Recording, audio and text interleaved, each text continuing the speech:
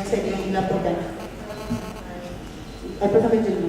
Yang saya ingat kita laporkan, harus dilaporkan April sampai Jun itu kita sudah bulan holding itu pendapatannya 650,000 pendapatan terkumpul. Kalau secara khusus kalau tuan kata syarikat roti itu, saya datangnya tadi yang saya seperti yang saya beritahu. Paling tinggi dia pernah buat transaksi sebulan 39,000, paling sikit dia buat transaksi sebulan dalam 15,000. Paling sikit. Itu kalau yang cuti sekolah banyak. Kemudian wedding itu kalau ada projek yang syarikat kita tak ambil, tapi anak syarikat yang ambil. Itu data yang ringkas yang saya ambil. Tapi kalau tuan tanya yang kes-kes yang kewajiban itu, yang saya sebutkan itu ada satu kes. Ada lagi beberapa kes begini. Kita ada satu projek kita nama dia ABS Guest House and Hospitality. Yang itu sebenarnya anak syarikat ABS Holding Sdn Bhd. Tetapi apabila kita gerak projek itu dalam tempoh 3 bulan masuk 4 bulan, bulan kelima kami dah panggil dari mesyuarat semula, kita kata apabila holding yang pegang di situ agak lambat geraknya, pergerakannya lambat kerana dia bermula di Melaka. Projek-projek ABS Guest House and Hospitality banyak bermula di Melaka. Jadi apa ABS Holding buat? ABS Holding buat keputusan untuk serahkan syarikat itu semula, serahkan sepenuhnya syarikat itu kepada syarikat chapter supaya dia boleh gerak laju. Itu pernah buat. Yang itu lain, itu situasi lain. So bila kita nampak, bila kita duduk di situ lambat kerana logistik. So kita nak cek rumah kan, tapi semua tu di Melaka.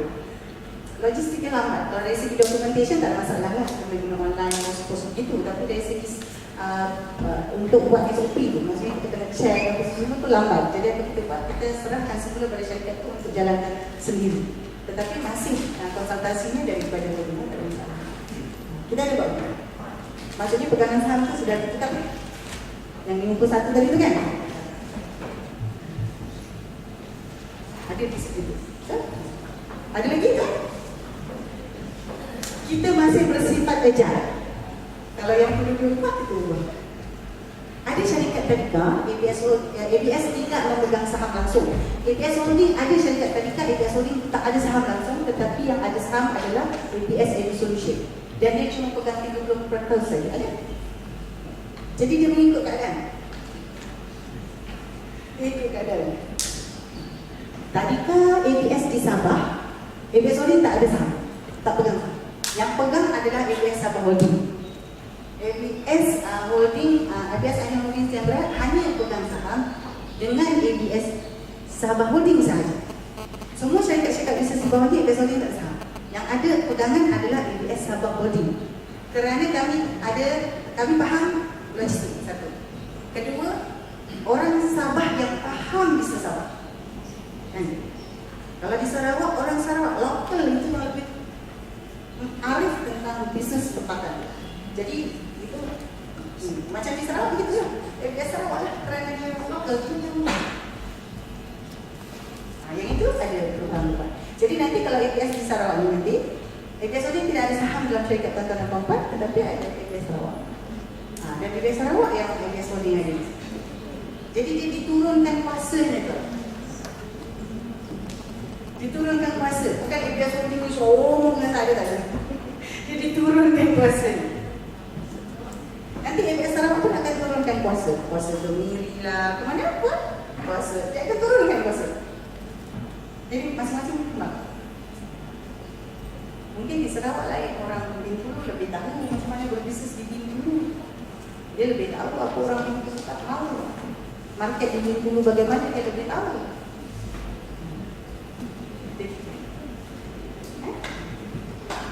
Baik, ada lagi tentang rumah? Sikit je. Tahun ni betul berapa tahun? Dalam PLT, jumlah pegangan saham iaitu pegangan equity tidak sama dengan nilai pembayaran dividen, tak sama. Kalau Sdn Bhd kena sama.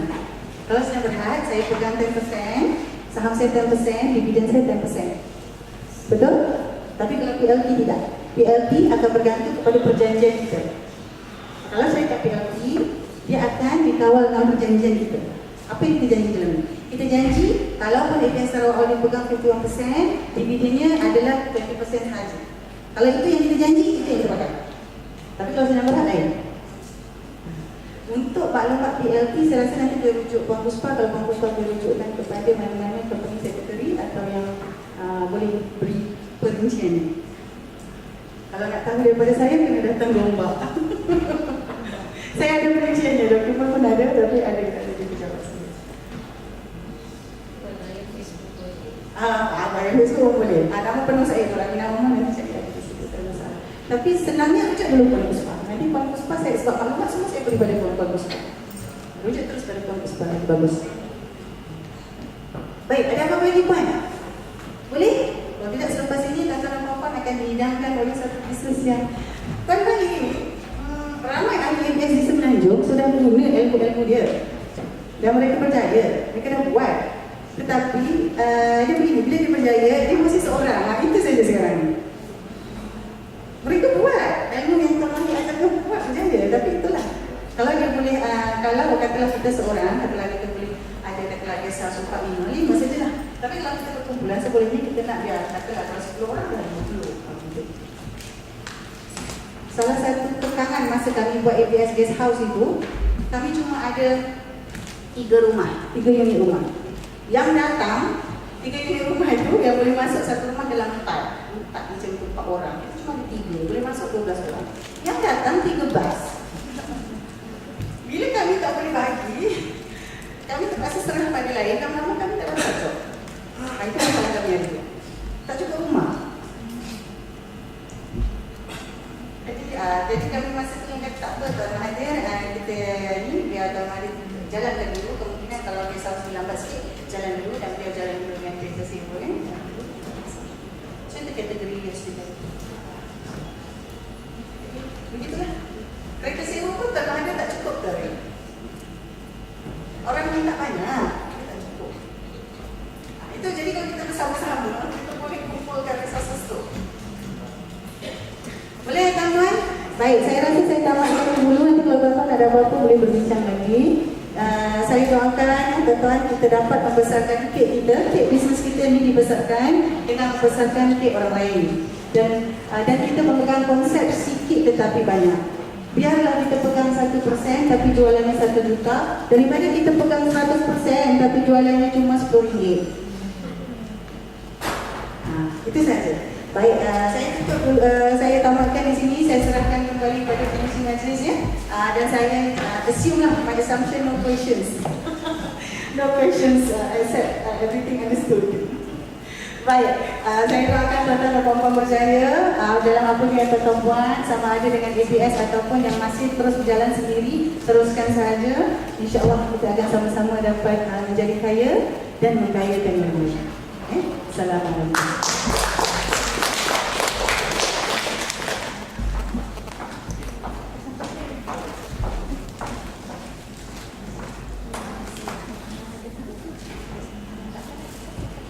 Terima kasih diucapkan kepada Puan Omar. Saya pasti ramai yang makin berminat untuk mengetahui lebih lanjut apa itu ABS. Tapi sebelum jika ada persoalan, mungkin kalau ada yang tak berani nak tanya di halayak ramai, mungkin boleh bertanya terus kepada Puan Aminah atau Puan Kespa selaku pengurusi ABS Sarawak. Okey, jadi kita ke slot seterusnya. Kita akan bersama panel Puan Subian. Okay, beliau minta didahulukan sebab nak ada kerja. Jadi Tuan Wahid akan menyusul selepas beliau. Jadi sedikit mengenai Tuan Subian Putih. Beliau mempunyai perniagaan Azim Niaga. Kalau tuan-tuan dan puan-puan tahu tentang roti taib yang ada, saya rasa beliau yang beliau saja yang dapat masuk ke kedai rakyat lah. Roti ke kedai rakyat. Jadi mempunyai pengalaman lebih 7 tahun dan berkahwin dan ada 4 anak dan 4 orang isteri malah. Dan beliau merupakan graduan ITM pada tahun 1987 dan pernah bekerja sebagai pengurus di Singa Malaysia dan Damai Golf and Country Club. Untuk makluman juga, beliau juga merupakan bekas pemain bola sepak Sarawak pada tahun 1979 hingga 1988. Dan mungkin ada masa kalau perempuan tengok ada orang tengah jogging, beliau lah, sebab pagi-pagi memang hobi beliau jogging. Dan mungkin itu yang membuat dia beliau nampak fit. Dan kita teruskan saja aspirasi pertama kita dengan Tuan Sufian Siti. Dipersilakan.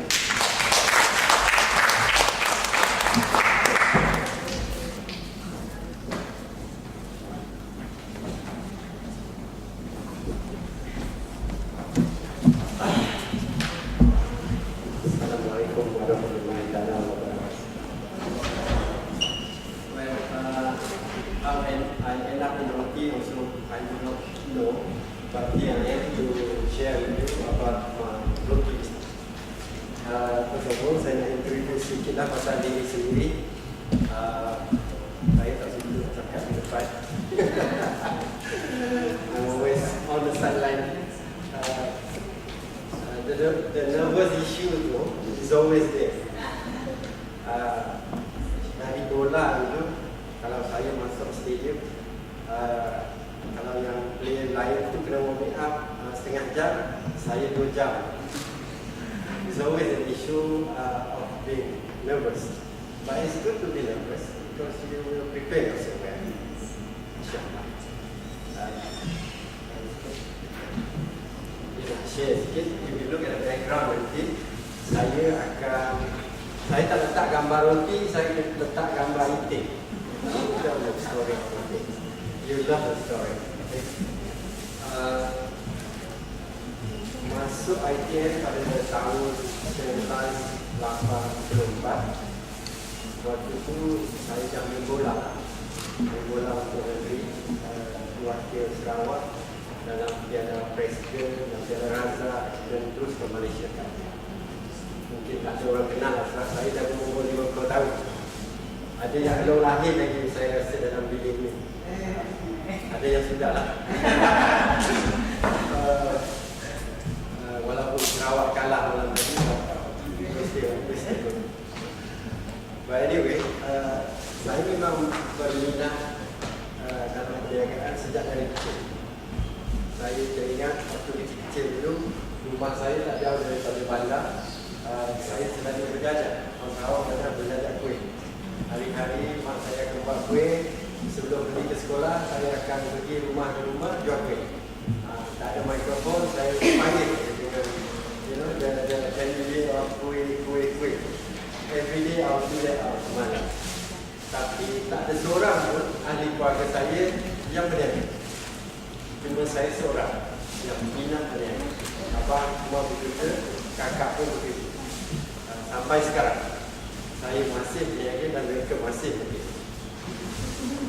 Bila saya keluar dari UiTM, saya terus continue with my business. Saya berniaga sejak umur 18 tahun. Banyak bidang yang saya cuburi. Okay. Saya pernah ada bengkel kereta. Okay. Tak pernah belajar nak mengecat kereta, tapi saya berani venture into the business. Saya mengecat kereta. It went on for about 5 years. Habis duit saya, duit bola yang saya simpan dan saya labur dalam perniagaan. After 5 years, kosong. Saya start balik, saya bekerja sebagai seorang salesman dengan sebuah syarikat yang ternama. Waktu itu dia dipanggil Recognize Malaysia. Oleh kerana dia tak boleh didaftar di Malaysia dengan nama Singer, dia terbalikkan nama Recognize Malaysia.